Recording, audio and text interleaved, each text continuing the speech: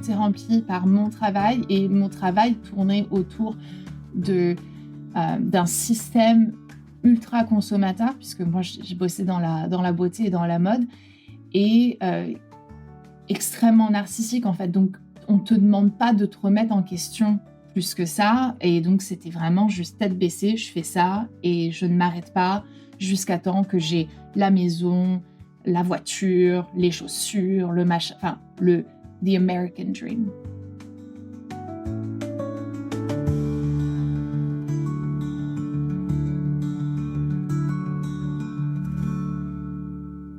À bientôt. Vous déménagez ? Mes vêtements, Emballé. mes bouquins. Enfin, La vie est dure, mais elle est belle. Attention au départ. Cette route mène bien quelque part. Alors, on y va. J'irai, madame, jusqu'au bout du monde.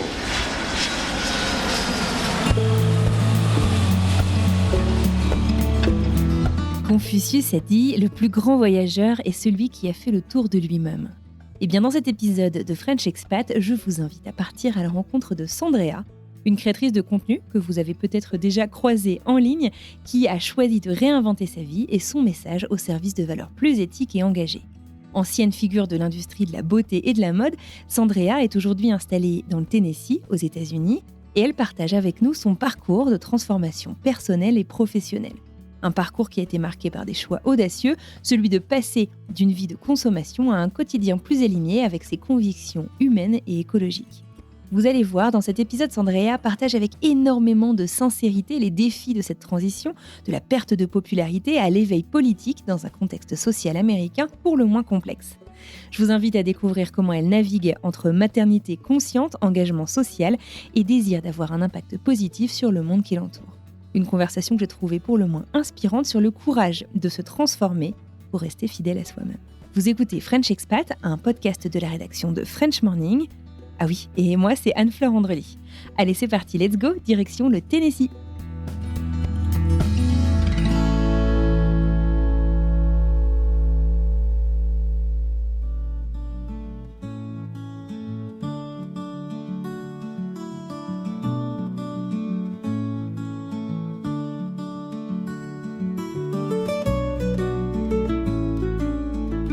Hello, moi c'est Sandrea, je suis créatrice de contenu depuis 2009.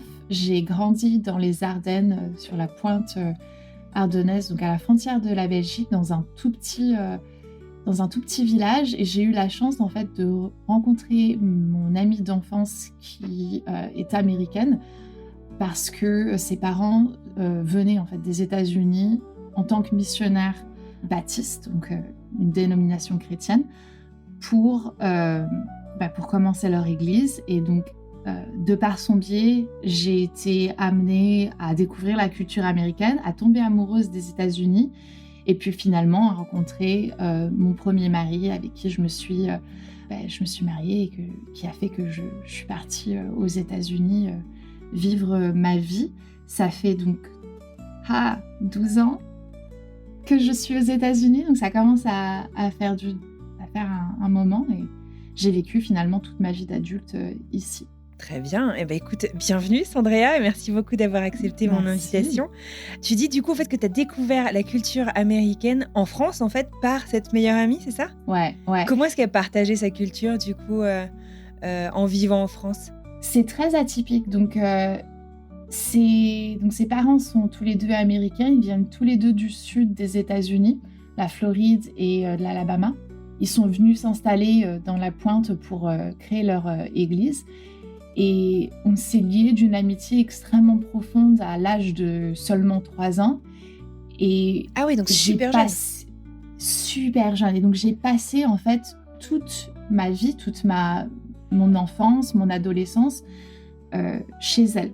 Finalement, parce que c'était plus cool. Elle avait des Oreos, elle avait du string cheese, tu vois, et tout un tas de différentes choses que moi, j'apprenais à c'était découvrir. C'était exotique pour ça. Extrêmement exotique. Et donc, j'ai passé une grosse partie, en fait, du temps que j'aurais dû passer avec mes parents, je l'ai passé avec les siens. Ils étaient hyper accueillants, ils m'ont considérée vraiment comme leur 5e enfant, ils me prenaient un petit peu partout avec eux, tu vois, il y a vraiment puisqu'ils étaient dans le ministère, ministre, Oh, minister ouais, dans la comment on religion. appelle ça? Je ne sais séminaire? pas. C'est pas le séminaire? Le séminaire. Je crois. Je dis n'importe quoi, micro-interruption, séminaire, non, mais church minister, c'est pasteur. Ça, c'est un problème que j'ai, c'est que finalement, tu vois, en grandissant dans cette double culture et dans ces deux maisons-là, j'ai commencé à parler l'anglais très tôt. Donc, j'étais toujours... j'ai grandi avec non seulement elle en tant qu'amie américaine, mais une flopée d'autres enfants de pasteurs, enfants de militaires basés en Allemagne ou en Belgique. Et donc, j'ai, depuis le plus jeune âge, j'ai pas envie de dire faire une sorte de rejet de la culture française parce que c'est pas vrai, mais ce côté exotique m'a toujours Attiré? énormément Ouais. intéressée. Ouais. Et du coup, ben, je me suis développée, j'ai grandi avec des idéologies qui sont plus américaines et donc plus conservatrices. Et, et puis bon, mon français en est la preuve. En Oh, fait, c'est pas je me suis catastrophique, ça va. il n'est pas catastrophique, mais des fois, je fais des fautes de liaison et de grammaire et de conjugation et je me revois, puisque je suis créatrice de Ouais. contenu, je partage, je fais des vidéos et après, je les édite et je dis, mais meuf, mais où est ton cerveau, en fait, tu vois? Et j'ai très peu l'opportunité de parler français et c'est vrai que, bon, bah, tous les médias que je consomme, c'est des médias anglophones et tous les livres que je lis sont anglophones aussi, donc c'est... Ouais. Avec ta fille, tu parles français, anglais? Alors ça, c'est vraiment... Je sais pas comment est-ce que toi tu le vis, ayant des enfants, c'est un petit peu compliqué parce que, je suis pas la seule en fait à être, de ma famille à être, dans la culture américaine. Ma sœur aînée a fait ses études en Oklahoma, elle s'est mariée à un Américain, ses 4 enfants ont donc la double Mmh. nationalité. Eux, ils sont revenus en France. Mais tout ça pour te dire qu'en fait, une partie de ma famille maintenant est américaine et donc Les enfants parlent anglais entre eux? les enfants parlent anglais entre eux, et moi, étant aux États-Unis et c'est compliqué parce que je te donne pas de background, mais heu, dans la relation dans laquelle j'étais avec le père de ma fille, parler français à la maison n'était pas réellement plus que ça toléré, en fait, parce que c'était le l'exclure de conversation et moi, je me sentais mal et c'est vrai qu'il y a une partie, en fait, où moi j'étais seule à la maison avec elle pendant les 2-3 premières années de sa vie et ensuite on a fait un petit changement. Lui, il a quitté l'armée américaine, il a pris, la relève et moi je travaillais, je me déplaçais quand même pas mal pour le boulot et donc finalement, en fait, il y a une partie de ces années, formatrices pour son langage qu'elle a passé avec son père et donc ça a créé un décalage. Elle comprend certaines choses, j'essaye de le parler plus que maintenant, mais il y a une habitude qui s'est formée, en fait. Ça fait bientôt 10 ans qu'elle est née et donc c'est un très gros regret, mais en même temps, hem, c'est une pression aussi qu'on se met d'apprendre 2 langues à nos enfants. Tu as une vraie pression sociale là-dessus. «Oh la chance, tu as un père américain, une mère française, forcément tu vas être bilingue». C'est pas obligatoire en fait. Enfin, c'est vrai? C'est ouais et puis ouais, en plus, je crois que je me suis jamais réellement sentie hyper légitime à apprendre le Ah français à ouais? quelqu'un parce que moi, j'ai du mal à l'écrire, j'ai du mal à le parler, mes phrases, toute ma façon de penser, mes réflexions et tout ça internes sont en anglais, en fait, tu sais? Et c'est un mécanisme que j'ai depuis l'enfance et donc c'est pas naturel pour moi. Je suis née française, mais le français n'est pas naturel pour C'est moi et donc love-hate relationship avec le français. ah ouais, il y a un paradoxe qui est assez, qui c'est Écoute, ouais. on va y revenir. Avant toute chose, je faisais, des petites recherches, et je voyais que Sandrea, qui n'est pas exactement ton prénom, mais qui est le prénom que tu as choisi, publiquement, sur les réseaux sociaux, pour créer ton contenu, notamment, ça signifie défenseur de l'humanité. Tu savais pas? Arrête! Non? Mais c'est ouf! Et du coup, je me suis dit, enfin, mais c'est moi, quand j'ai vu ça, je me suis dit: «C'est fou». Est-ce que ça a un sens, un Arrête! écho particulier, du coup, par rapport à ton engagement aujourd'hui, tu vois? Bon alors, pour tout te dire, je suis en choc. C'est vrai. Ah complètement en fait parce que Ça me qualifie tellement bien. Je trouve que ça qualifie vraiment tellement bien. Heu, c'est un surnom qu'on m'a donné, en fait, quand j'avais, quinzaine d'années. J'ai un de mes copains qui a commencé à m'appeler Sandrea et en fait, ça a cliqué avec moi et quand j'ai créé mes profils, sur le web, je voulais pas partager Ton mon identité, ouais. identité exactement parce que la vie privée et mon anonymat est hyper important pour moi et à ce moment-là, j'étais très jeune et j'avais juste pas envie qu'on me repère et c'est resté et finalement, bon, bah, ça fait partie de mon identité et c'est marrant que tu aies fait tes recherches et que tu aies pu trouver cette information parce que je pensais que c'était quand même assez bien caché. Je le cache plus maintenant, mais je l'ai caché pendant très, très longtemps parce que je pense que pendant longtemps, tu vois, encore le paradoxe, c'est ce besoin de se, détacher de la France. J'ai, eu honte de d'où je viens pendant très, Ah très ouais? longtemps. Ouais, bah, tu sais, j'ai grandi, au fin fond des Ardennes avec, je sais pas, tu vois? J'ai toujours eu cette impression de pas être assez bien, de pas être Ah ouais? légitime, de pas ça, c'est des trucs, qu'on Le travail c'est d'une c'est vie. des ouais, c'est ça, c'est des croyances que tu as, en grandissant, qui se développent en grandissant, qui sont pas vraies et que tu déconstruis après en tant qu'adulte. Mais c'est vrai que quand moi j'ai commencé à créer mon contenu, je me suis dit: «Je veux me séparer de qui je suis, créer quelque chose d'autre». Pour me protéger et finalement peut-être aussi protéger mon ego et ensuite, bah, pour pouvoir avoir la liberté d'être qui je voulais être, tu vois? Et ça a fait un tour sur lui-même et je suis un peu revenue à penser à ça et à remettre tout ça en réflexion parce que de laisser l'ego, prendre le contrôle sur soi parce qu'on pense ne pas avoir de valeur, c'est un petit peu bête de vivre sa vie comme ça. Mais je ne savais pas que ça avait cette définition-là et je trouve que c'est hyper, intéressant et assez cocasse, tu vois? Là, j'adore les coïncidences De la vie, ouais. de la vie et de l'univers parce que c'est réellement les valeurs que j'essaye de défendre le plus, en fait, maintenant et les droits humains et je suis en train de réfléchir à ce que j'étais en train de filmer juste avant notre podcast, en fait, Ouais. parce que j'étais en train de parler justement de ça et de cette envie de protéger l'humanité et les valeurs humaines que j'ai l'impression qui se perdent, énormément et on valorise plus, bah, l'ego, l'argent, la notoriété, la beauté, finalement tout ce qui est, futile. Je déteste dire futile quand on parle d'argent parce qu'on en a besoin, mais ce sont pas des valeurs qui Plus un font moyen qu'on qu'un but dans la vie, quoi, c'est ça que tu veux dire? exactement, ce sont pas des valeurs qui font qu'on va trouver en fait, le bonheur dans nos vies personnelles et cette envie de défendre les vraies valeurs humaines, l'empathie, la compassion, tu vois, la bonté, c'est devenu un petit peu Ton cheval de ouais, bataille? mon exactement. Écoute, on va revenir, sur tout ça. Je te propose qu'on commence quand même de manière chronologique, pour celles et ceux qui connaîtraient pas toute ton histoire. Forcément, ça fait, un moment que tu es aux États-Unis, on va pas forcément revenir en détail sur tout, mais à la base, quand tu es arrivée aux États-Unis, c'était, avec justement, ton ex-mari, aujourd'hui qui était militaire, c'est ça? C'est ça, ouais.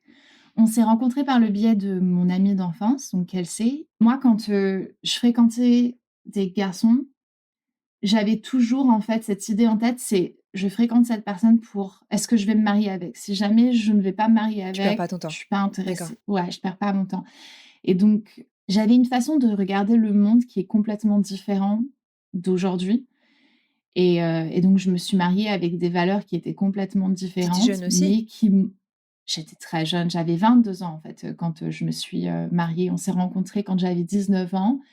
Il était, basé donc en Belgique en premier, puis, 9 mois après, il est parti en Corée pendant 11 mois. Il est revenu aux États-Unis en Géorgie et pendant 9 mois, j'ai fait mes papiers pour mon visa et je suis arrivée donc en 2012 avec mon visa, fiancé aux États-Unis. Donc le visa fiancé qui te permet en fait de venir te marier aux États-Unis, quoi, c'est ça? Tout à fait, tout à fait. Tu as ce visa, tu as 90 jours pour te, Mmh. marier et après, tu peux faire tes papiers, demande de carte Pour verte et rester, et cetera. t'installer. Exactement D'accord. et ouais, tu tu sais, je me suis vraiment engagée, en fait, dans cette relation, dans ce mariage et finalement dans mon expatriation, sans avoir des éléments importants, je pense, étant très, très jeune et ayant des valeurs qui étaient assez instables. Hem, je me suis installée avec, une idée des États-Unis qui n'est aujourd'hui plus du tout la C'était même. quoi ta conception des États-Unis à ce moment-là? Ah là là, les États-Unis est le meilleur pays au monde. The greatest nation in the world. Tu sais, c'est vraiment j'avais cette conception des États-Unis qui était grandiose, qui était presque parfaite, en fait. Obama était à la présidentielle, il y avait quand même pas mal de droits, qui étaient en train De se débloquer? de se débloquer, voilà, pour des minorités et malgré mon background conservateur qui était anti-LGBTQ+, j'appréciais en fait cette ouverture d'esprit, cette humanité qui, moi, finalement, tu vois, me parlait énormément et puis, j'ai grandi dans comme je te dis, à temps partiel dans un foyer américain qui était donc conservateur, qui était, extrêmement pro, Amérique, très patriotique et moi, j'ai toujours trouvé ça hyper intéressant n'ayant pas grandi, en tout cas la France, je l'aperçois pas comme une nation patriotique. J'appréciais en fait, tu vois, ce sens commun, ce, purpose, vraiment une ambition générale, tu vois, d'avoir une grande nation, Une ambition puissante. collective même? Exactement et je me suis retrouvée vraiment là-dedans, ça me parlait quoi et je pense que c'est toujours une idéologie qui me parle, mais qui j'ai des yeux qui sont maintenant un petit peu plus ouverts et une perspective un peu plus, élargie de tout ça, mais ouais, j'avais vraiment cette idée parfaite des États-Unis et puis, je me suis dit aussi: «C'est la nation dans lequel» tu vois? Moi, j'étais chrétienne, j'ai grandi dans une église, donc j'étais vraiment très chrétienne et je me suis dit: «Ça, c'est la nation dans laquelle je vais pouvoir, où les gens sont libres de, de leur religion et où, la mienne, en tout cas, est mis au centre», tu sais? Et c'était hyper validant. Et du coup, en grandissant, pour toi, ça a toujours été une évidence que tu vivrais aux États-Unis, plus tard? Je pense que oui. Je pense que, tu vois, autant j'ai grandi avec, un manque de confiance en moi, autant j'avais des ambitions de de vivre une vie différente que celle qui m'était proposée en France et je n ne fréquentais j'ai fréquenté peut-être un ou 2 Français comme ça pendant mon adolescence, mais il y avait jamais une envie réelle de rester en France et je savais pas forcément par quels moyens j'allais arriver aux États-Unis. Ma sœur a fait ses études, en Oklahoma et j'ai pensé, tu vois, moi aussi, prendre ce chemin-là et puis finalement, j'ai rencontré mon ex-mari et je suis tombée amoureuse et puis bon, bah, ça s'est fait comme ça et hem il y a eu une part de regret à un moment donné, tu vois? C'est pendant là, il y a à peu près 5 ans, j'ai eu un petit moment où je me suis dit: «On aurait été mieux en France, hein» et puis bon, bah, j'ai retrouvé l'amour et c'est l'amour de ma vie et j'ai eu ma fille grâce à ma première union donc finalement, en fait, tu te fais une raison et tu te dis: «La vie veut C'est le que chemin, tu quoi. passes par un Ouais. chemin». Exactement. Tu passes par un chemin qui je pense pas à la destinée, mais bon, d'une façon ou d'une autre, ouais, j'aime imaginer qu'on a un but sur cette terre et qu'il y a certaines choses qui se mettent en place quand on se donne les Ouais. moyens d'eux, quoi. Il y a les intentions, aussi. Bah, c'est super, intéressant. Du coup, quand tu rencontres, ton ex-mari, vous vous installez où aux États-Unis? Vous vous installez pas dans le Tennessee tout de suite? Ouais, donc il était basé en Géorgie, donc j'ai passé pratiquement 2 ans aux États-Unis. La première année, je l'ai passée pratiquement seule, en fait, puisque, Il était déployé? ouais, exactement. Juste avant que, j'arrive, c'était l'été avant que j'arrive aux États-Unis, sa his platoon a été déployé donc en Afghanistan, où ils allaient être déployés en Afghanistan au mois de février, 2013 et donc je suis arrivée en septembre 2012 et février 2013, je me suis retrouvée seule, aux États-Unis, voilà, à 22 ans, tu vois? Sans réellement avoir de papiers, sans possibilité de travailler, heureusement, j'avais YouTube, qui est donc mon métier. Tu t'étais lancée sur YouTube avant de partir aux US? Ouais, ouais, j'ai commencé en 2009. Donc, finalement, c'est YouTube qui a payé mon billet d'avion pour m'expatrier. Et c'est ça qui a fait que je pouvais payer mes factures et continuer à vivre aux États-Unis, puisque ma relation avec mon ex-mari était assez compliquée et je n'ai jamais voulu être une peine pour lui et ça voulait dire aussi être une peine financière. Et donc, j'ai toujours essayé de faire en sorte de m'en sortir seule. Et à 22 ans, tu vois, j'avais l'énorme avantage d'avoir cette carrière sur YouTube qui m'a permise de pouvoir avoir mon indépendance et qui m'a donné ma liberté après des années plus tard. Mais j'avais quand même la sécurité, tu vois, ma sœur était en Ouais. Floride à ce moment-là. Elle s'est mariée en 2009 en Qu'elle soit sur Floride. le même continent, Et déjà, c'est important, quoi. c'est hyper rassurant et elle était juste à 2 heures en fait de Ah route oui, de donc chez moi. c'est facile même.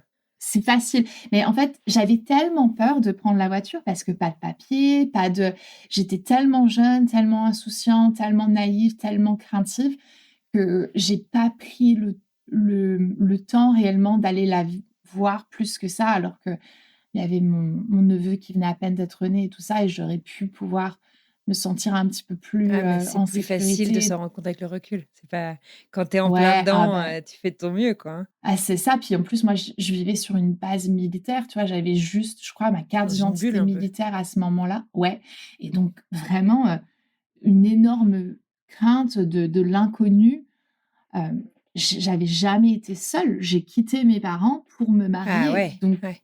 ouais, donc c'était vraiment, j'ai vraiment vécu les premières années, je pense, de ma vie et de mon expatriation dans l'angoisse de me faire arrêter, de me faire expulser alors que bon, Tu avais rien je fait que de non, j'avais rien fait, je suis française, je suis Ouais, blanche, tu ouais, vois? ouais. Je me dis: «Bon, je fais pas de mal à personne, en plus je suis mariée à un militaire», tu vois? C'était vraiment des Tu avais quand craintes même qui pas mal étaient de choses de ton côté, irrationnelles. ouais. Ouais, ouais, ouais, mais bon, quand tu es Ouais, jeune, bah, tu es bien bête non, et c'est pas bête, mais c'est, ouais, je comprends, c'est des craintes, enfin, je veux dire, tout s'explique pas, tout se rationalise pas, quoi.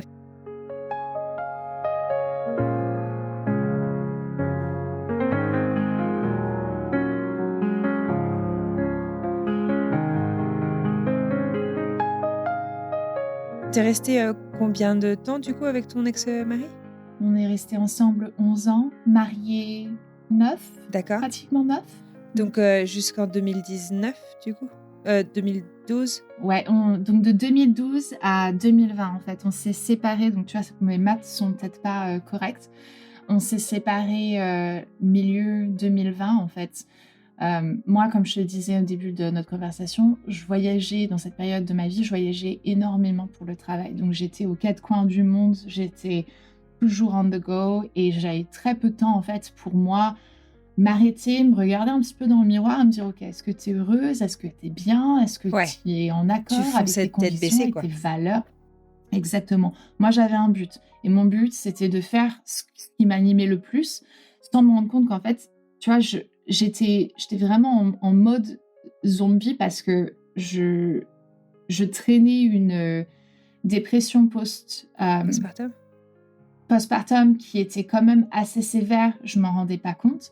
Et donc, pour essayer, moi, de rester la tête hors de l'eau, je m'étais focalisée dans mon travail. Ouais, tu remplissais, tous tes moments, pour, d'accord. Exactement. Tous mes moments étaient remplis par mon travail et mon travail tournait autour d'un système ultra consommateur, puisque moi, j'ai bossé dans la beauté et dans la mode, et extrêmement narcissique, en fait. Donc, on ne te demande pas de te remettre en question plus que ça. Et donc, c'était vraiment juste tête baissée, je fais ça et je ne m'arrête pas jusqu'à temps que j'ai la maison, la Ouais, voiture, les chaussures, le machin, enfin, the American dream. ouais.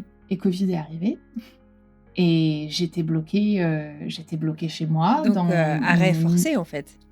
arrêt forcé dans mon immense maison qu'on venait à peine d'acheter. C'était genre ma maison, la maison de mes rêves. Et je suis arrivée un matin dans mon bureau. Et j'ai regardé autour de moi et je me suis dit: «Ah, tout est de la merde». Je dis: «Je me sens Rien ne te parlait, mal». quoi? Rien ne me j'ai senti un énorme décalage entre ce que moi, profondément, je désirais Uhum. et ce que j'avais accompli et ce que j'avais dans ma D'accord. vie. Et donc, j'ai commencé un petit peu à peler l'oignon. Et de chose en chose, en fait, j'ai commencé à comprendre comment j'en étais arrivée là, pourquoi est-ce que j'en étais arrivée là, et qu'est-ce qu'il fallait que je fasse pour pouvoir m'en sortir. C'est pas évident. Enfin, je veux dire, je me sens pas bien chez moi, à réussir à faire ce travail sur soi, alors qu'on est comme dans une période hyper incertaine de pandémie, où on se demande un peu, c'est la fin du monde, c'est enfin, tu vois, genre, il y a beaucoup, beaucoup de questionnements. J'imagine que ça se fait pas en une nuit, cette prise de conscience, ce travail, ou est-ce que toi, t'es un peu j'ai l'impression que tu es un peu mode bulldozer aussi, action-réaction, quoi. Une fois Ah que tu as ouais, identifié quelque chose, c'est faut que ça avance. ah, je suis définitivement un bulldozer. Après, c'est pas sans réflexion au préalable, puisque j'avais déjà entamé une thérapie en 2019. J'ai eu une rupture amicale professionnelle qui a été très dure pour moi à vivre et qui a fait que je me suis retrouvée à un moment donné à remettre ma profession en question en me disant je vais peut-être pas avoir un avenir dans ce que je fais. Et ça a créé une très grosse source d'angoisse puisque finalement mon job c'était toute ma vie. Et donc j'ai entamé cette thérapie et puis au bout de quelques mois, on s'est rendu compte, je me suis rendu compte, ma thérapeute s'est rendu compte que, bah, la source de mon plus gros stress, c'était pas mon travail, c'était mon mariage. Ça a continué à me travailler, tu vois, pendant pas mal de mois. J'en ai parlé à ma mère, j'en ai parlé évidemment à mon ex-mari. On a entamé une thérapie de Mmh. couple. J'ai cherché, tu vois, à trouver des solutions avant de détruire tout. Je me suis dit: «Est-ce qu'il y a quelque chose à Ouais, bien réparer?» sûr. Et un matin, vraiment un matin, un mardi matin, je suis arrivée, je me suis dit: «Non, il y a rien à faire, il y a pas de solution ici». Ah ouais, épiphanie. Épiphanie. Ouais, et je me suis dirigée vers la cuisine et j'ai été voir mon ex-mari et je lui ai dit: «Écoute, je veux qu'on se sépare». Et ça a été la 1re chose, qui a fait en sorte on est au mois de juin. Il faut comprendre quand même aussi qu'il y a Covid qui s'est passé. Nous, on habite aux États-Unis. Il y a le décès de George Floyd Ah qui oui, s'est c'est vrai, passé en plein mois de juin. et Ouais. qui m'a choquée, Tu veux expliquer ce qui s'est passé? Parce que je sais pas si tout le monde, resituera, toute, l'histoire. Tout à fait, tout à fait. Si jamais je ne dis pas de bêtises, ça s'est passé dans le Minnesota, hein. Ouais, c'est ça. Donc, George Floyd était un homme, noir qui avait beaucoup de problèmes de santé mentale et qui a été interpellé par, la police, à un moment donné. Et ce qui s'est passé, c'est que pendant son interpellation, un des policiers l'a, plaqué au sol et a appuyé son genou sur la gorge de George Floyd, sur sa voie respiratoire. Et pendant 9 minutes qui ont été filmées, on a vu ce policier, en fait, tuer tout doucement George Floyd. Et j'ai eu un choc et ça m'a réveillée, je me suis dit: «Oh, il y a un problème systémique, c'est ça en français, hein, systémique qui je ne pouvais plus en fait fermer mes yeux sur ce que j'avais en fait découvert des États-Unis et en fait quand j'ai commencé à en parler autour de moi parce que moi je vis donc dans le Tennessee, dans un état très rouge et que j'ai commencé à en parler à mon mari, que j'ai commencé à en parler à des copines, je me suis rendu compte qu'on n'avait pas vu la même chose. Ah ouais? Ah ouais. Ah ouais, les protestations qu'il y a eu ensuite après sa Parce qu'il y a eu mort et énormément de manifestations, effectivement, pour expliquer énormément. aux auditeurs, le Black Lives Matter, tout un mouvement, il y a eu beaucoup de moi, j'étais à Boston et il y avait tout un mouvement justement de se poser des questions. Quels sont nos privilèges qu'on prend pour acquis, et comprendre en fait, que qu'on vit pas le même quotidien en fait, tous, de par, juste notre identité en fait et essayer de remettre un peu en question, ces ouais, c'est ça, ces biais systémiques comme tu dis. Absolument, absolument et tu vois, je me suis rendu compte qu'en fait l'égalité n'existait pas. Ouais. Parce qu'en discutant avec certaines personnes, on réussissait en fait à rationaliser l'action de ce policier et je me suis Ah dit: ouais? «Mais non, c'est inhumain, c'est inhumain» et donc ça a fait un choc. Surtout que le mec a crié, «Je peux pas respirer», enfin, je veux dire, il y a eu Ouais. des warning Ah signs. ah ouais, non, c'était et La vidéo est insoutenable à regarder. la vidéo insoutenable, moi j'ai pas regardé les 9 minutes parce que je suis incapable de regarder ce genre de choses. Quand c'est de la fiction, j'en suis pas capable et quand c'est la réalité, c'est insoutenable pour moi et j'ai pas besoin d'en voir plus pour savoir que c'était horrible et que c'était inacceptable pour moi et donc ça a été un choc et ensuite, je sais pas comment ça s'est passé, tu vois? Je me souviens plus parce qu'il y a tellement de choses, mais de ça, j'ai dû commencer, tu vois, à regarder à certains contenus et je me suis retrouvée à acheter un livre qui s'appelle On Tyranny de Timothy Snyder et donc c'est un livre qui parle, de la tyrannie dans le monde, des, mouvements politiques tyranniques comme, le fascisme de Mussolini, le nazisme de Hitler et qui comparait en fait, heu, ces mouvements politiques à l'administration qui était actuellement en place aux États-Unis, l'administration de Trump. Et donc j'ai commencé à feuilleter tout ça et si jamais vous l'avez pas lu, si vous lisez l'anglais, je pense qu'il a été traduit en français. C'est un tout petit livre. Il est vraiment, très facile à lire. Moi, je l'ai lu en une après-midi pour te dire.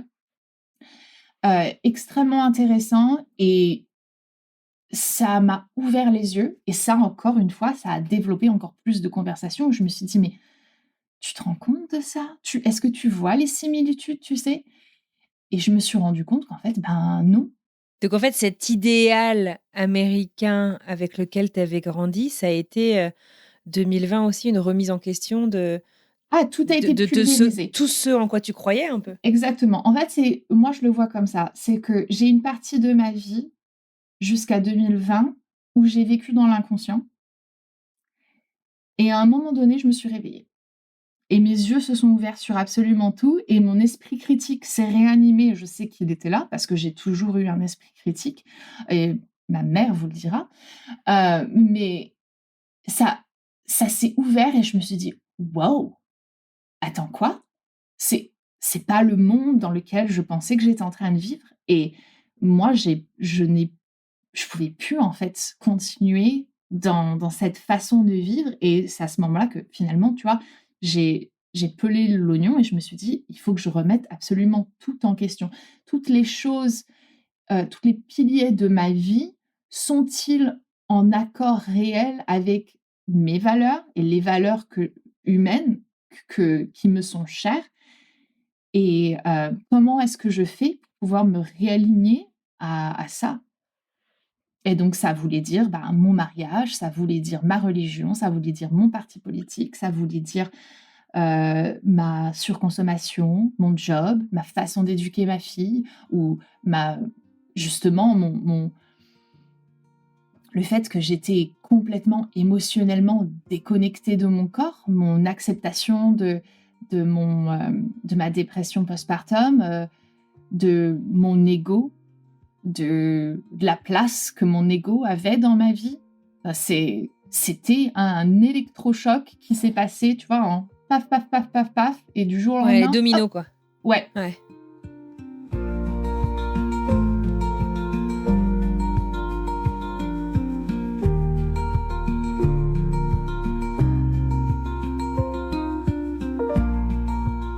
Et alors tu te prends le problème dans quel sens du coup? Parce que tu dis, il y a beaucoup de remises en question, mais tu es humaine, tu peux pas tout faire en même temps.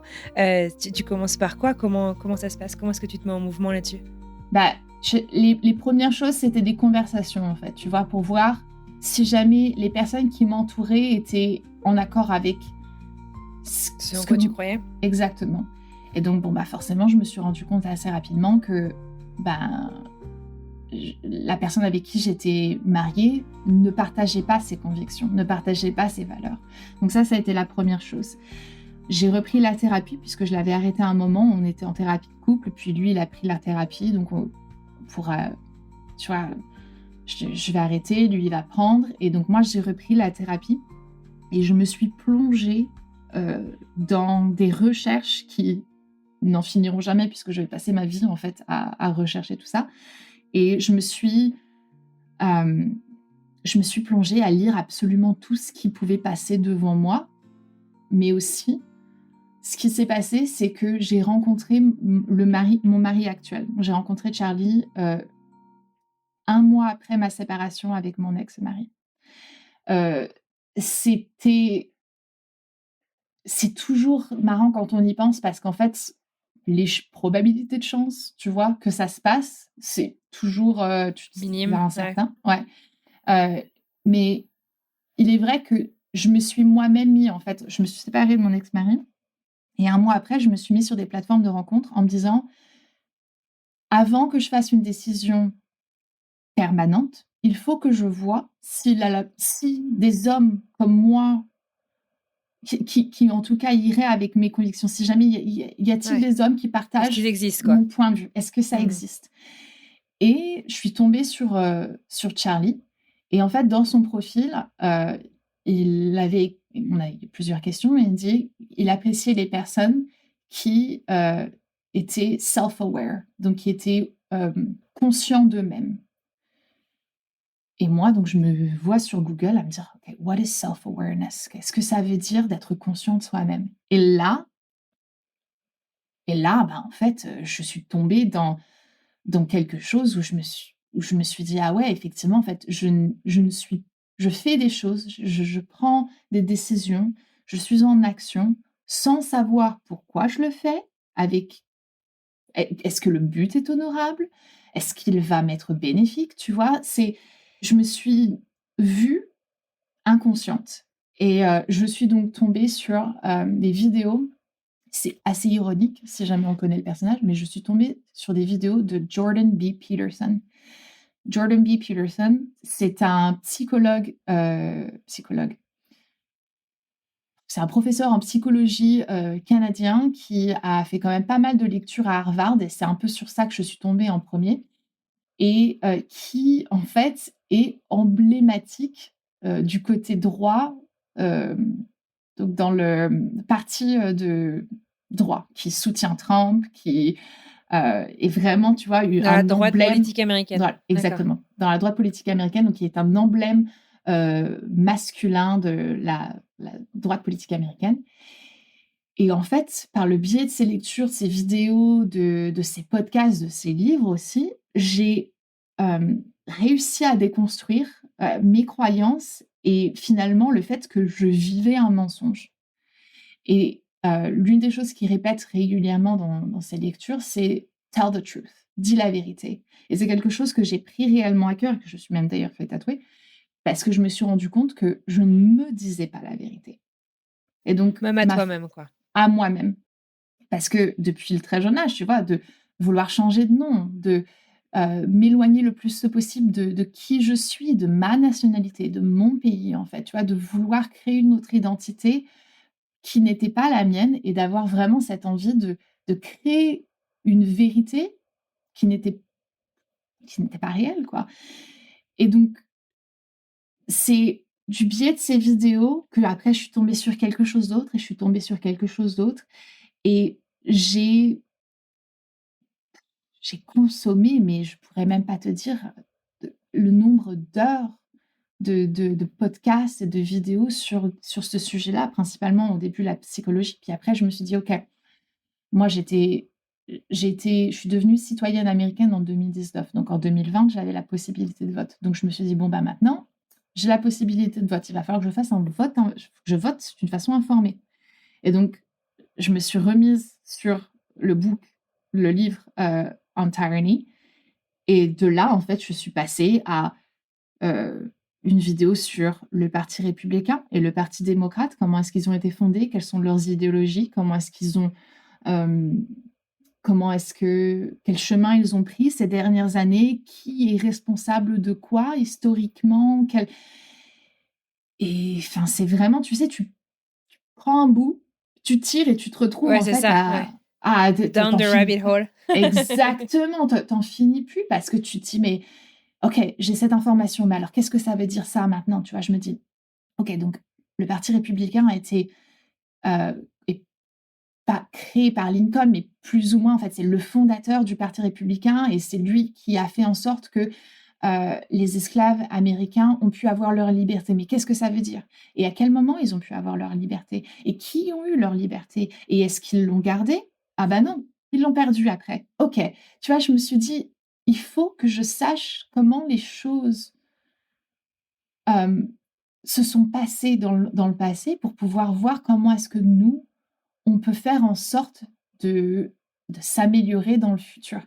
Et donc Mmh. ça, c'était mon petit, rabbit hole de l'histoire et puis après, j'ai une fois que j'ai fait de l'histoire, je me suis dit: «OK, donc attaquons-nous à la politique américaine et la Gros constitution morceau aussi, ouais. et the Bill of Rights et comment fonctionnent les lois aux États-Unis, comment fonctionne le système juridique aux États-Unis». Donc autre, Ouais, autre fil et puis en ouais. même temps, ben, heu j'ai en rencontrant donc du coup Charlie, en devenant consciente de moi, je me suis aussi rendu compte de du manque que j'avais, émotionnellement et le fait que j'avais mis mon humanité finalement en pause pendant autant d'années pour pouvoir survivre et rencontrer Charlie a été un électrochoc aussi parce qu'en fait lui Ça c'est t'a réveillée, quoi.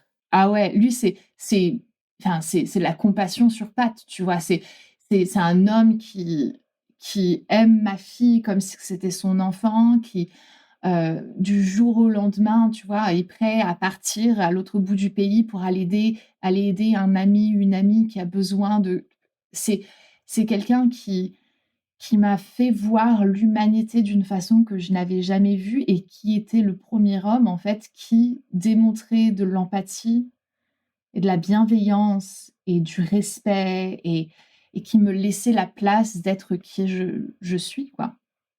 Et donc, bah, je j'ai mis fin à mon mariage, ce qui m'a permise de voir un petit peu comment fonctionne le système juridique donc américain et Depuis comment ça se l'intérieur. passe exactement, comment ça se passe dans les tribunaux et comment fonctionnent les lois et quels sont mes droits.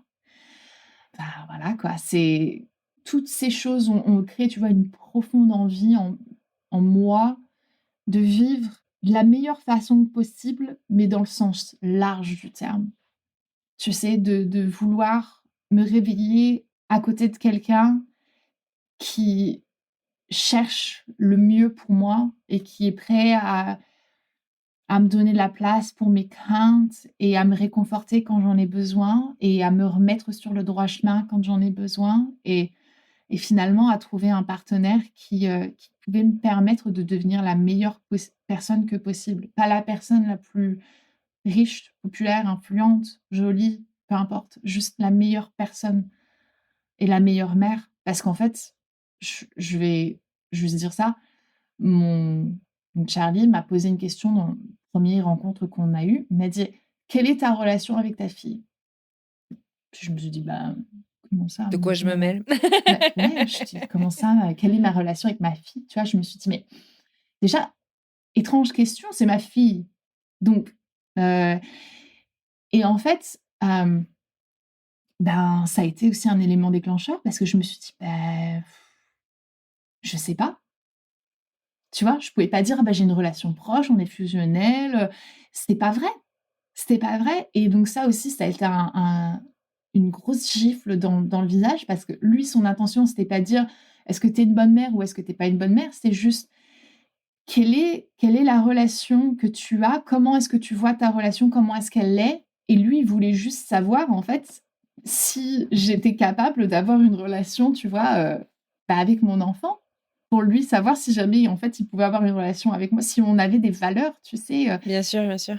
à ce jour, je c'est lui qui fait que je suis une bonne mère Ah et ouais, c'est vachement fort ah ça. ah ouais, je dis c'est cette question qu'il m'a posée et que je me suis vraiment parce que démunie d'ego, quoi, je me suis posée là et je me suis dit: «Je suis pas une bonne mère». Je ressentais pas le fait tu vois, j'étais pas proche de ma fille, j'étais pas présente émotionnellement, En même physiquement. temps, tu sortais de 5 Tout à ans, tête baissée, à fond Ah, les ballons tout à dans fait, tu ta vois? carrière. Tout à fait, et c'était extrêmement difficile de réallier les 2 parce que tu as une partie où tu dois, en fait, en tant qu'humain, on a envie de protéger son ego et se dire: oui, mais, j'avais ci, j'avais ça» et tout ça est vrai. Mmh. Mais c'est aussi pas excusable quand tu te rends compte de continuer à faire la même chose. Bien sûr. Ouais, ouais, je comprends. Et donc finalement, en fait, moi, c'était juste ça, c'était je suis pas Maintenant que je le sais, je veux pas. exactement, je suis pas la mère que j'aimerais être et je sais que je peux faire mieux, donc faisons mieux. Et et à ce jour, je sais qu'il fait en sorte que, par cette question, m'a permise de déclencher tout un mécanisme qui a fait que, ben, je suis une meilleure mère, mais aussi, bah, sa présence d'être un parent engagé alors que c'est pas sa fille, de me soutenir émotionnellement, tu vois? D'être présent, de m'aider financièrement à payer des factures, tu vois? C'est bête, mais en fait, toute la pression, toute la c'est pas bête, c'est pas du tout bête, mais toute la pression que je me mettais de me dire: «Tu es pas obligé de la porter toute seule, Mmh. je Ouais. vais prendre on est ensemble On est une pour équipe, pouvoir» quoi. Mmh. exactement.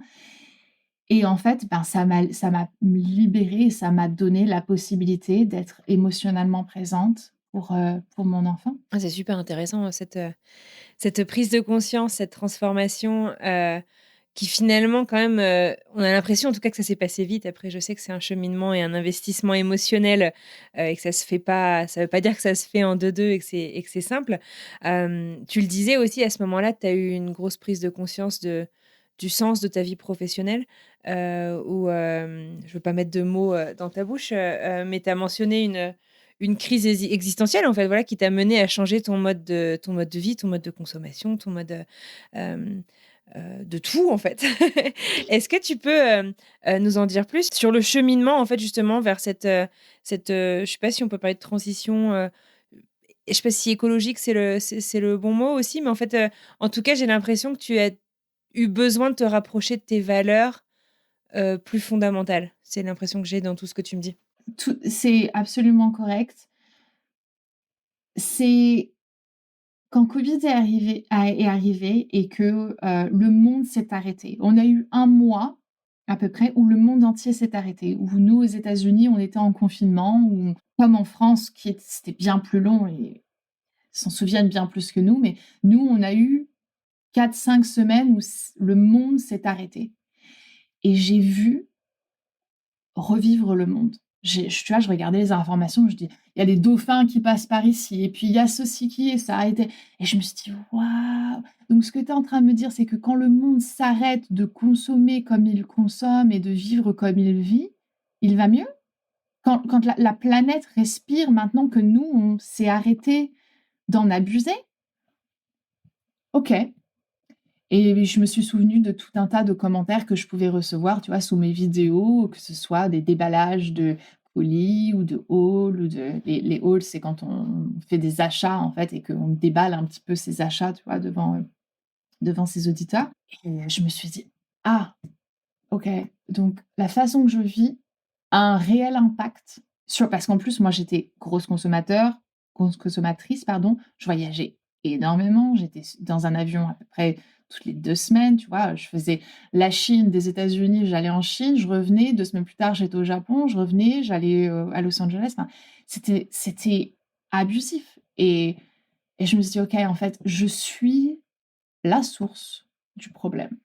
Et mon influence, alors que je refusais de le voir en prônant le fait que tout le monde est responsable de ses choix et cetera et c'est vrai, mais aussi on est responsable de son influence que l'on a sur les gens et je me suis dit: «Mon influence, là, telle que je la vois, est toxique. Pour moi, pour mon compte en banque, pour mes auditeurs, pour ma planète, pour ma fille, pour tout». Et ça s'est fait progressivement parce qu'il a fallu que je retrouve en fait j'ai dû déconstruire absolument tout. Ma Ouais. chaîne Qu'est-ce que était tu proposes basée d'autre du coup? exactement. Ma chaîne était basée en fait sur la consommation. Donc je me dis: «Bah, qu'est-ce que je fais maintenant en fait?» Et je me suis dit: «Bah, on va documenter, cette transition, en fait, cette transition totale, pas juste écologique, mais cette transition, cette conscientisation de ma place, de mon rôle, de mon impact et de mon influence dans ce monde». Et donc j'ai arrêté de consommer de la fast fashion. Ça veut dire que, bon, ben, Zara, H&M, Gap, Target, tout ce que tu veux, tu vois? Toutes ces grosses, entreprises, j'ai arrêté d'acheter mes vêtements, de Ah consommer chez eux, complètement, ouais. complètement. C'est pas une transition qui s'est faite net du jour au matin, tu vois? Il y a des relapses, des fois, de temps en temps, où tu dis: «Allez, Des rechutes. vas-y», mais une petite rechute, «Allez, vas-y, ça quand même», tu vois? Tu as besoin d'une paire de chaussons. Je dis: «Ça me bouffe d'aller mettre 80 $ dans une paire de chaussons parce qu'ils sont faits éthiquement», alors que parce qu'au bout d'un moment, moi aussi, je re je repivote là-dessus, c'est qu'en faisant le choix d'arrêter d'arrêter ma profession telle que je la Tu je la la faisais, vivais? en fait, je la vivais, cette consommation, ça a forcément voulu dire que, bah, je pouvais plus faire de collaboration comme je faisais, à proposer, bah, Tu te acheter ce rémunères comment du coup? C'est pas exact. ouais, Ah, bah, c'est faut compliqué. réinventer tout ton Exact. business model aussi, Vivre de façon éthiquement veut dire de vivre pauvrement. Et ça, c'est une transition aussi que je me suis dit: «Bah, il va falloir que je fasse, en fait». Parce que et ça va pas se faire du jour au lendemain, mais tu vois, toutes mes décisions que j'ai prises à partir de ce mardi matin en 2020 étaient étaient faites et sont faites pour pouvoir vivre d'une façon éthique. Et que moi, en tout cas, je puisse me regarder dans le miroir à la fin de ma vie, si je peux me lever pour regarder, bref, et et de me dire: «Tu as fait du mieux que tu pouvais et tu peux en être fière». Pour ta fille, juste pour ma fille, tu vois? Tout simplement. Et donc bah, j'ai arrêté mes collaborations, à outrance. J'ai revendu ma maison, une énorme maison que j'aimais et que tu vois, je payais toute seule, mais je me suis dit: «Bah, en fait, j'avais 400 m². C'est pour pour 2 deux du coup? Ouais. 2 personnes, pour ma fille et moi, et bon, un chien et 2 chats, mais non, Ouais, ouais, je 400 comprends. mètres, je me suis dit: «Mais en fait, à chauffer ça pour 2 personnes, c'est pas OK». Donc bon, bah, j'ai vendu ma maison et puis, j'avais une voiture de luxe que j'ai revendue il y a pas très longtemps aussi parce que je me dis: «En fait, ce sont des choses qui certes, j'ai énormément appréciées, mais qui ne me servent pas, et que si je veux pouvoir continuer à vivre la vie que je veux vivre, parce que je ne peux pas l'imaginer autrement, bah, il y a des concessions que je vais devoir faire». Donc, tu sais, c'est pas une chose où tu conscientises la transition écologique pour parler de ça, parce que je pense que c'est un sujet qui est extrêmement important. C'est pas une La progression n'est pas linéaire, tu sais? Et de toute manière, dans le monde entier, la progression n'est pas linéaire. Des fois, tu fais un pas en arrière pour pouvoir en faire 2 en avant. Et je me suis offert un certain degré de compassion, tu vois, pendant toute cette transition et encore aujourd'hui, à me dire: «Meuf, tu vas faire des mauvaises décisions et c'est pas grave». Tu C'est vas humain tu en fait, C'est c'est humain. l'essentiel, c'est aussi de se poser des questions peut-être et justement d'avancer C'est ça, et c'est ça, et tu feras mieux la prochaine fois, quoi, et c'est tout, quoi. Il y a un podcast, j'en profite pour faire une petite reco, d'écoute qui est génial sur la transition écologique, ça s'appelle Super Green Me de Lucas Calfritti, où en fait c'est un mec qui se et c'est réel quoi, c'est pas de la fiction, qui se réveille un matin et qui se dit: «Mais je fais partie du problème», quoi, un peu comme la prise de conscience, que tu as eue. Alors, il y a toute une partie où on suit que lui, il décide de devenir, végétarien et dans sa famille, on comprend pas: «Pourquoi est-ce que tu prends pas du foie gras à Noël?» Enfin bref, mais c'est qu'un exemple, mais c'est un podcast qui est super bien produit et que je vous recommande si c'est un sujet qui vous intéresse, à creuser. C'est hyper intéressant parce qu'en plus de se sentir, et c'est pour ça, tu vois, que j'adore partager mon vécu et que j'adore Mmh. participer à des podcasts et que j'adore aussi écouter des podcasts ou peu importe, c'est que c'est à travers des témoignages de personnes normales Ouais, qui ont ressenti les mêmes choses que nous et qui vivent des choses similaires qu'on se sent fortifié dans nos absolument. positions. Parce qu'on va à contre-courant. Tu sais, moi, je suis quote unquote, entre guillemets, influenceuse. Je me considère créatrice de contenu, mais je suis influenceuse et qu'est-ce que ça veut dire d'être influenceuse éthique, tu vois? Comment est-ce que je fais pour perdurer dans un métier qui se veut être basé sur la consommation? Et Mais alors comment est-ce justement, ça veut dire quoi? alors, bonne question, hein. On se retrouve, Tu dans m'as tendu quelques la perche années. là. Ouais, ouais, ouais. Franchement, je sais pas.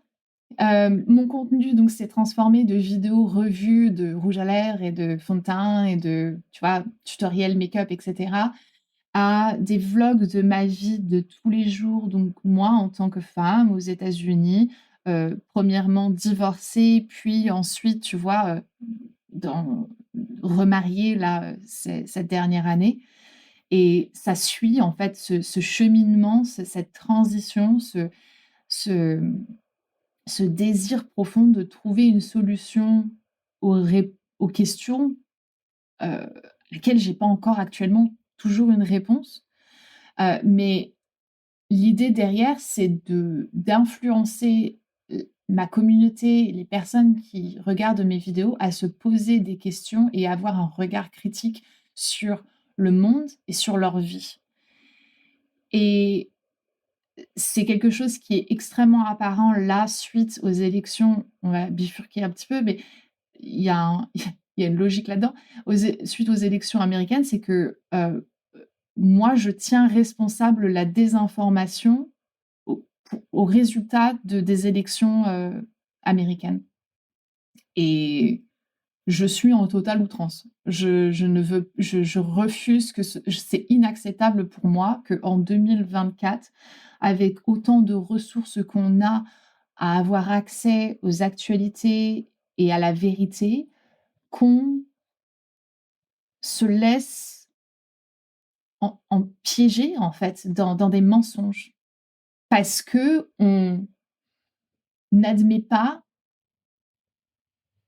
qu'on est légitime d'avoir une opinion et un sens critique de la chose. Je partage énormément sur la politique parce que c'est un sujet qui me fascine, parce que la politique, c'est la science de nos lois, c'est comment nos lois sont faites, c'est comment notre gouvernement fonctionne, c'est comment notre société fonctionne et on a une part là-dedans en tant qu'humain et comprendre comment ça fonctionne et savoir en fait discerner la vérité des mensonges, c'est comme ça qu'on fait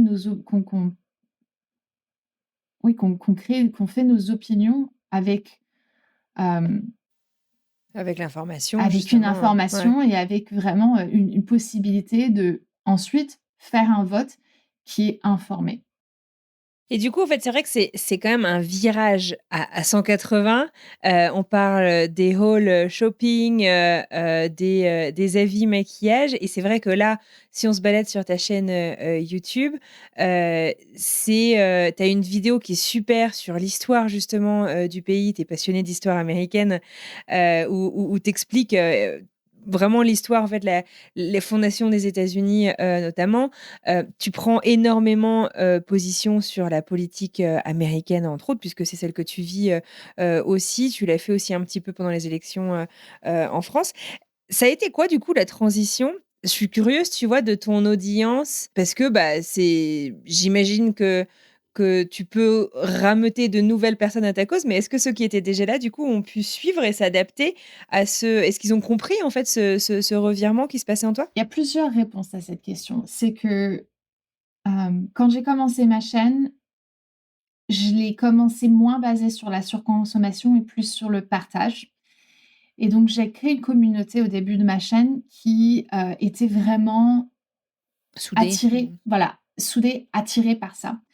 Une partie de sa communauté est toujours restée, malgré mon changement de contenu, Ouais, mais ouais, ouais. sur la Parce qu'ils surconsommation étaient et attachés à toi, quoi. tout à fait. Alors, merci. Moi, je vis avec moi-même et je me dis franchement, chapeau pour me tolérer. Mais, il y a ces personnes qui sont restées, il y a d'autres personnes qui sont parties et qui ensuite, après mon divorce, sont revenues sur ma chaîne et se disent: «Mais je ne sais pas ce qui s'est passé parce que je suis partie, mais genre, 1, j'ai soit l'impression que tu as changé du tout au tout ou surtout que tu es revenu à qui tu étais. Ah Hyper int ouais! Donc c'est hyper intér un compliment ça aussi? c'est un compliment. Après tu dis: «Zut, j'ai gaspillé autant d'années de ma vie, et j'aurais pu faire des choses, tu vois, qui m'auraient amené bien plus loin que ce que je suis maintenant». Mais bref, on n'est pas là pour refaire, avec d'ici on referait le monde. Et après effectivement, oui, il y a des personnes qui me disent: «Moi, je préférais ton contenu avant». Et d mon ego a pris un coup. Honnêtement, c'est assez difficile, tu vois, pour quelqu'un qui a Bah, c'est cherché la courageux comme validation. Ouais, décision, ouais. bah, la quelqu'un qui a cherché la validation et l'acceptation de absolument tout le monde et qui voulait, tu vois, se sentir validé, c'est assez difficile, mais en même temps, je me dis: «Je l'entends, je pense le comprendre et c'est pas grave». Tu vois? Il y a d'autres personnes qui font ce contenu et si c'est ça qui t'intéresse, je peux pas te forcer à être convaincu de mes convictions personnelles, hem et ça me regarde finalement pas, tu vois? Donc il y a eu un changement, ouais, dans mon audience. Certaines personnes sont parties, certaines personnes sont revenues, certaines personnes m'ont découvert. Et c'est sain finalement. C'est ça. Et après moi, tu vois, j'ai essayé finalement de laisser l'ego de côté et de me dire que les chiffres n'avaient pas d'importance et que, il était complètement logique que je perde des abonnés et que, je perde de la rémunération et que je perde, tu vois, une certaine acceptation de la société puisque la société veut, tu vois, un peu qu'on se conformise à ce qui est populaire. Et je me suis dit: «Ben, non, ça m'intéresse pas, quoi et c'est pas grave».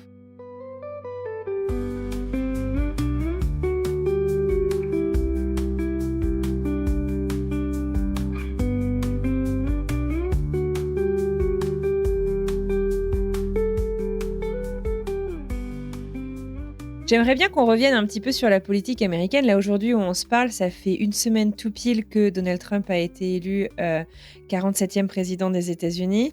Je t'entends soupirer. Tout va bien, tout va bien. Tu le disais, tu vis dans un État rouge. On n'a pas défini ce que ça voulait dire pour peut-être que tout le monde ne sait pas, mais c'est un État à majorité républicaine, qui est le parti républicain, qui est le parti de Donald Trump. Tu as pas mal documenté ton engagement, les discussions justement que tu pouvais avoir pendant cette campagne avec ta fille aussi. Je sais qu'il y a quelque chose qui se fait beaucoup aux États-Unis. Que moi, perso, j'ai vu beaucoup moins pendant cette campagne. Alors, je ne sais pas si les gens avaient plus peur les uns des autres ou si c'était peut-être parce que moi, je suis dans le Colorado maintenant et que c'est différent, mais c'est les panneaux pour afficher leurs opinions politiques devant chez eux. Toi, vous avez décidé d'en mettre, je vais te laisser expliquer. Et vous avez des voisins, en fait, qui n'ont pas du tout apprécié, finalement, que vous affichiez vos idées politiques. Tu veux nous raconter ? Ouais. Ça fait partie de la culture américaine de partager pour qui on pense voter. C'est une tradition en fait qui vient depuis Washington, depuis le premier président, mais qui est devenue un petit peu plus populaire pendant ces 50 dernières années. La raison pour laquelle moi j'ai voulu afficher mon panneau, je l'avais fait en 2020 aussi pour Biden-Harris, c'est parce que je pense qu'il y a un côté un peu rébellion qui est là-dedans, où je sais que mon opinion n'est pas majoritaire, mais il a sa place. Et en plus, j'aime penser que les gens, en grande partie, sont de nature curieuse. Et je me suis dit, parce que ma rue est une rue qui a beaucoup de très passages, passante, d'accord. Je me suis dit, si jamais il y a quelqu'un qui voit au moins un panneau Harris Walz dans le Tennessee, donc démocrate, et qui se disent pourquoi est-ce que cette personne qui semblerait être comme moi veut voter pour cette personne, qui s'intéresse, qui soit curieux et qui s'intéresse en fait à ce que tu puisses se poser des questions. Exactement, à quel était en fait l'agenda et le plan que Harris avait pour notre pays. Il s'est avéré que on a été facilement confrontés en fait à la réalité qui était que les gens sont extrêmement désinformés de ce qui se passe. Et donc on a reçu un courrier déjà pour nous dire que voter démocrate voulait dire que j'allais aller en enfer et que les démocrates sont des communistes et que donc être communiste veut dire que Communiste, c'est l'insulte suprême aux États-Unis. C'est l'insulte Ça veut dire suprême. russe, ça veut dire. Ce qui est assez marrant parce que quand on Comme sait que socialiste Trump est aussi, pote ouais. avec Poutine, tu te dis la Ouais. dissonance cognitive à laquelle vous devez. Enfin, j'ai du mal à réaliser les deux, tu vois, mais bon, c'est pas grave. Et donc, qu'ils allaient démembrer certaines institutions, dont les assurances maladie, healthcare, etc., et qu'on n'allait plus aller voir de docteur, etc., etc. Et donc, j'ai documenté ça dans une vidéo, effectivement, parce que j'ai trouvé ça hyper intéressant, parce qu'en fait, c'était... On a menti, on ment à la population américaine, et on va pas s'arrêter là-dessus, mais l'éducation nationale a trahi la population américaine, et les Américains ne sont pas informés et ne sont pas éduqués à entretenir un esprit critique. Il n'y a pas vraiment d'éducation nationale aux US. Le peu Ça qu'on n'existe a... pas. Au niveau fédéral, il n'y a pas déjà. C'est Alors, par État. si ça existe, et le problème ça existe vraiment sur certains aspects, en fait, c'est que Ouais. il y a pas un programme, tu vois, fédéral, mais il y a des subventions qui sont données aux États, il y a des codes quand même qui sont fédérales, qui sont ensuite réimplémentés au niveau D'accord. de l'État. Et c'est quelque chose qui est clairement menacé par les républicains, puisque en fait, si jamais tu vas, là j'ai vu un représentant de l'Ohio n'attend que ça, en fait, que de démembrer les aides fédérales à l'éducation. Donc, tout ça pour revenir au fait qu'on a été confrontés à quand même une résistance des gens qui passaient devant chez nous, qui nous lançaient des insultes. On retrouvait, tu vois, des choses qui étaient jetées dans notre jardin. Qu'est-ce qui s'est passé d'autre? Le panneau a été plié, non? Notre panneau, on a roulé sur notre panneau, effectivement. Ouais, donc un panneau qui était posé donc dans notre herbe, sur notre jardin. C'est flippant quand même. Enfin, en te disant, Ouais. t'as un enfant chez toi. Ouais. Enfin, c'est violent, quoi. C'est hyper violent quand même. C'est effrayant, et pour moi, ça décuple cette position, tu vois, qui est, si tu veux me faire taire, c'est qu'il y a quelque chose, en fait, qui va pas, tu vois. Je suis pas en train de te menacer en partageant mon opinion. Ouais. C'est pas une attaque c'est pas une attaque personnelle, et le problème, c'est que la politique américaine, et surtout la politique américaine, et surtout cette représentation de parti, est devenue un trait de personnalité. Et c'est beaucoup, moi je trouve, l'affrontement en fait entre 2 équipes de foot, quoi. Enfin la politique américaine, c'est beaucoup, pour quelle équipe tu votes, et puis il faut être à fond, et puis enfin tu sais, et tu regardes pas les torts, et si jamais il y a un penalty, non, ça t'intéresse pas. Ça t'intéresse pas. Et j'ai voté démocrate les 2 fois où j'ai pu voter. Je me considère pas démocrate plus que ça. Je me trouve vraiment centriste, en fait. Moi, je C'est pense plus un vote d'opposition pour toi? En fait, c'est que je suis en accord avec les droits que les républicains veulent protéger. C'est-à-dire que nous, on a perdu le droit à l'avortement dans le Tennessee. C'est-à-dire que dans mon État, dans le Tennessee, depuis 2022, il est illégal, pour un docteur de pratiquer un avortement, même s'il y a eu un viol, un inceste, si la vie de la femme est en danger. On a une des représentantes, une jeune femme se présenter en tant que représentante pour un district, nous, au Tennessee, qui a commencé justement sa carrière politique parce qu'elle-même a fait une fausse couche et s'est retrouvée dans une position où, dans le Tennessee, elle ne pouvait pas avoir accès aux soins médicaux pour pouvoir rester en vie, et donc a dû partir à New York.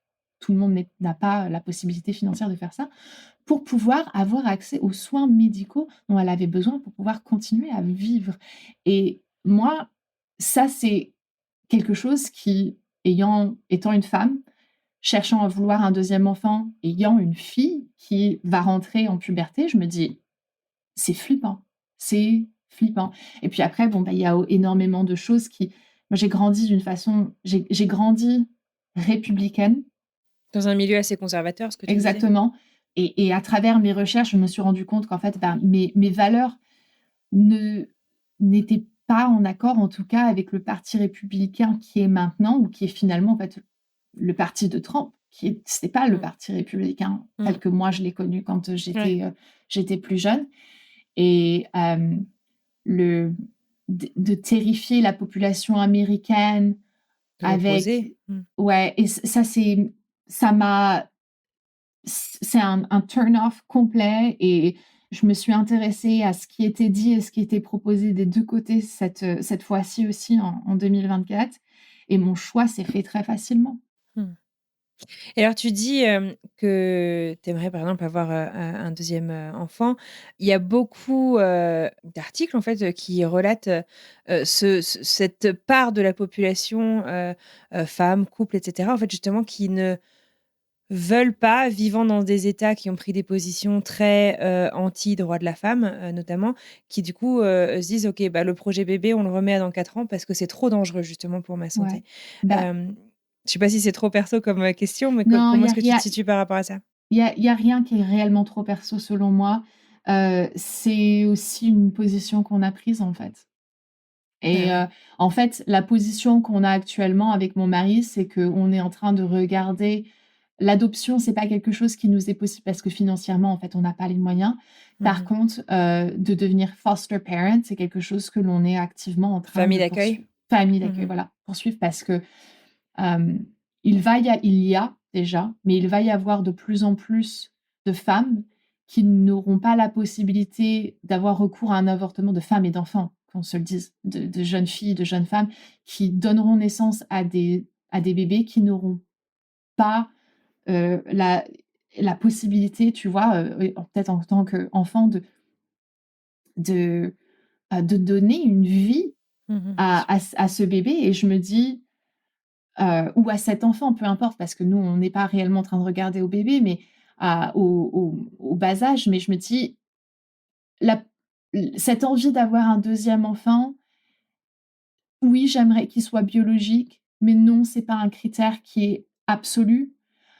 Et finalement, en fait, là, actuellement, je me dis: «Je pourrais toujours voyager en France et avoir accès à des soins médicaux», tu vois? Peut-être si jamais j'avais besoin de faire ça, mais c'est vrai que, ça donne pas envie, en fait. Je veux pas Bien mettre sûr. ma vie en En danger. risque, en danger, et finalement, je me dis: il y a des enfants qui sont déjà là, qui ont besoin de famille», hem et donc bon, voilà, c'est quelque chose, on est en train de D'étudier. mettre en place, ouais. Effectivement, il y a aussi des enfants qui ont besoin, bravo pour cet engagement. Oui, c'est un sacrifice d'une façon ou d'une autre, mais en même temps, c'est un devoir, tu vois? Et moi, je pense que j'ai un sens du devoir et de la responsabilité qui est vraiment très profond, et je me dis, tu vois, tous ces républicains qui refusent de donner la possibilité à des femmes ou des enfants de mettre à terme des grossesses qui ne sont pas voulues, vont donner naissance à des enfants qui auront besoin d'un foyer Ouais, stable. bien sûr. Et si moi je peux l'offrir, je vois pas où il est, tu vois, le sacrifice. Je Ouais, je comprends, je comprends. c'est un privilège.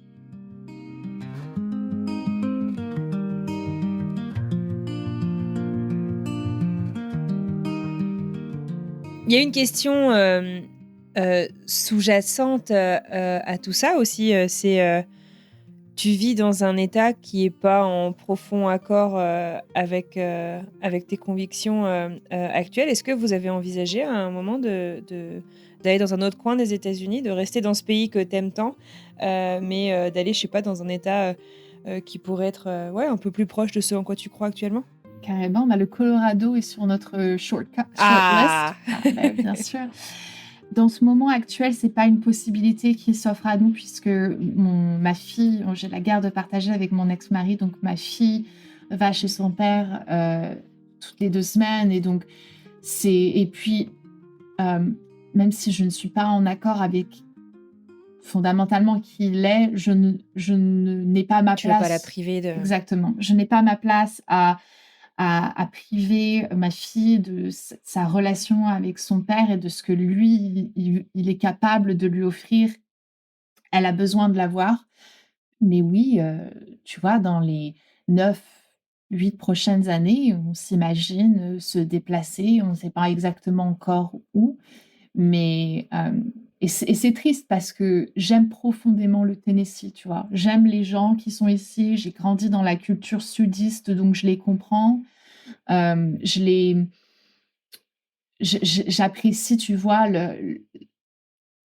leur, leurs nombreux traits de personnalité qui sont extrêmement positifs, tu vois? Il y a énormément de choses dans lesquelles moi j'ai baigné que j'aime et puis bon, bah, le paysage du Tennessee aussi est magnifique. La vie ici est quand même, tu vois, hem, beaucoup moins, coûteuse que si on se déplaçait dans un État, démocrate puisque, bah, forcément, ce qui veut quand si jamais tu veux des aides, tu vois, à ton assurance, par exemple, médicale, ben, il faut que tu payes un petit peu plus de taxes et ça va l'un dans l'autre et effectivement, nous, on paye peut-être moins de taxes ici, mais on le paye ailleurs, tu vois? Et donc ouais, c'est quelque chose qu'on aimerait beaucoup faire. Moi, j'aimerais pouvoir, trouver, un bout de terrain, et pouvoir, vivre une vie très simple, avec l'essentiel et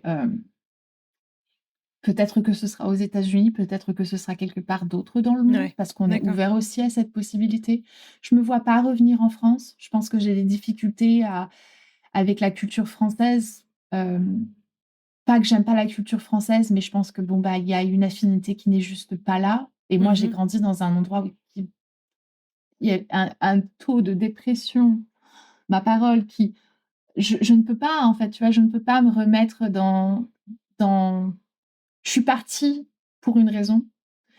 Ouais, je sais qu'on cherche en tout cas à vivre, dans un endroit où on sera libre et où on pourra avoir, bah, tous nos droits, en fait. Eh bah, écoute, c'est tout ce qu'on te souhaite. Hem, pour, embrayer sur la dernière partie, de cette, conversation, de ce podcast, j'ai lu quelque part que tu envisageais une reconversion dans la psychologie. Ouais, c'est toujours d'actualité. Le Ouais, problème que l'on a, c'est, bah, un problème financier puisque les études coûtent très cher aux États-Unis, que mon d'accord. mari qui est lui, qui a son master en psychologie paye encore Ouais, ses ouais. études, C'est souvent donc le cas, hein. voilà, donc on a encore, 150 000 de dettes d'études, donc tu vas reprendre un prêt alors qu'on n'a pas encore payé complètement ses études à lui, c'est pas raisonnable Je dans le comprends. monde dans lequel on vit, actuellement. J'ai d'autres possibilités ailleurs où je peux commencer, en fait, tu vois, mettre un peu le pied, dans dans l'embrayage et tout et donc c'est quelque chose, vers lequel je me dirige. Mmh. Mais ouais, tu vois, tous les un matin sur 2, je me réveille et je dis: «Je vais faire des études de psychologie». Puis après, je me dis: non, je vais faire des études pour devenir avocat et pour pouvoir défendre nos droits». Puis après, je me dis: «Non, non, non, c'est quand même la psychologie, tu vois, Ouais, ouais, qui reste et ce qui qui reste». Et c'est vrai que j'ai quitté l'école assez tôt. J'ai grandi avec un problème de dyslexie et de troubles de la concentration et j'ai un cerveau qui a du mal à fonctionner, bah, tu sais, dans une classe, en une fait. classe? Ouais, ouais, dans les Et amphithéâtres, c'est bruyant, et c'est c'est ça et en fait, j'ai facile à retenir la matière et je me suis éduquée, moi, ces 4 dernières années sur plein de sujets, mais c'est vrai que j'ai très envie de pouvoir, en fait, reprendre mes études pour pouvoir être légitime dans les ouais, domaines dans je lesquels comprends. je parle. Parce que finalement, en fait, c'est la chose à laquelle je me confronte le plus, c'est que je partage ce que moi j'ai appris, mais On te on dit: ne «Mais quelle est ta légitimité là-dessus?» quoi. exactement, et ça, c'est le problème, en fait, qui est à la source de tout, c'est qu'on pense que si jamais on n'est pas diplômé dans quelque chose, on n'est pas légitime d'avoir un C'est très français ça, c'est moins c'est très américain français, quand un même. esprit critique, ouais. Ouais mais c'est difficile à vivre Ouais, et surtout aussi quand je sais que j'ai fait plein de tests, tu vois, pour essayer de voir exactement quels sont dans quel domaine je serais la plus compétente Et la psychologie est le domaine dans lequel je serai le plus... Ouais. Et tu as pensé sinon à faire en ligne avec une université française? Parce que c'est pas les mêmes tarifs? Tout à fait, mais en fait, le problème, c'est que je n'ai pas, tu vois, j'ai pas de bac. Donc ça et voudrait l'université française, il te faut le bac automatiquement. Ça veut dire reprendre, ça veut dire avoir mon bac. Et j'ai beaucoup de problèmes avec le français et de plus en plus, le fossé en fait se creuse de plus en plus. Et j'ai plus d'aisance avec l'anglais. Et finalement, je veux avoir un impact dans la communauté dans laquelle je vis. Et je vis aux États-Unis. Pour pouvoir exercer là-bas, d'accord. Exactement, ouais. Ok, bah écoute, on suivra ça avec intérêt. En tout cas, tiens-nous au courant. Sandrea, j'ai une dernière question un peu traditionnelle que je pose à toutes les personnes qui passent à mon micro. À toi de choisir à quel endroit est-ce que tu veux revenir en fait dans le parcours qu'on a évoqué. Mais si tu pouvais revenir en arrière et te chuchoter un petit conseil au creux de l'oreille, tu reviendrais où, quand et tu te dirais quoi? C'est compliqué parce que j'ai difficile à imaginer vouloir changer mon passé. Mais je pense que si j'avais un conseil à me donner, ce serait... Tout va bien se passer et continue à te poser des bonnes questions. Tu vas continuer à te remettre en question. Finalement, c'est la chose qui a fait que je me suis poser des questions, c'est la clé. Exactement, que je me suis sortie de tous les moules dans lesquels on avait voulu me mettre. Et c'est... Ouais, continue à te poser des questions, quoi. Et ne te laisse pas définir parce que les gens ont décidé que tu étais. Eh ben, c'est un excellent conseil et une très belle conclusion. Merci beaucoup, Sandrea, d'avoir joué le jeu, de t'être livrée, d'avoir passé ce petit moment avec moi. Je te souhaite une merveilleuse continuation. Merci Anne-Fleur.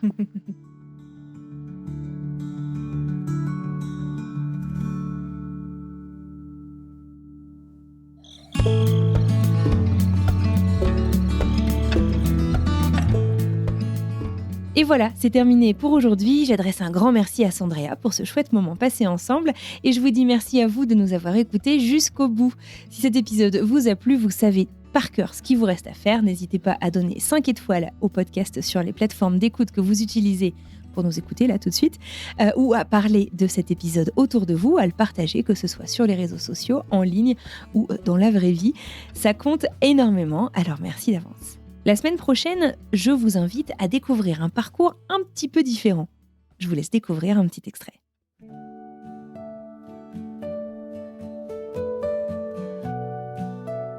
Et donc, dans la foulée, un matin d'avril, me semble-t-il, de 2012, mon père vient boire le café avant d'aller travailler chez moi un matin. Sympa.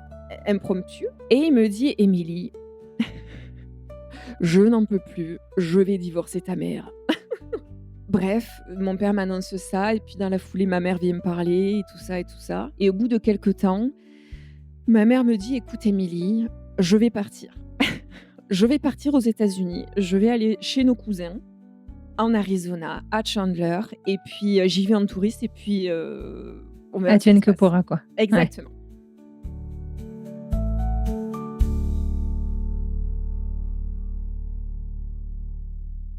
Voilà, c'est tout pour moi pour aujourd'hui. Je vous adresse un grand merci d'être là chaque semaine. C'est vraiment un grand plaisir de vous retrouver sur ce podcast. En attendant, je vous souhaite une merveilleuse fin de journée, une très belle fin de semaine et je vous dis donc à mardi pour une nouvelle histoire. À bientôt!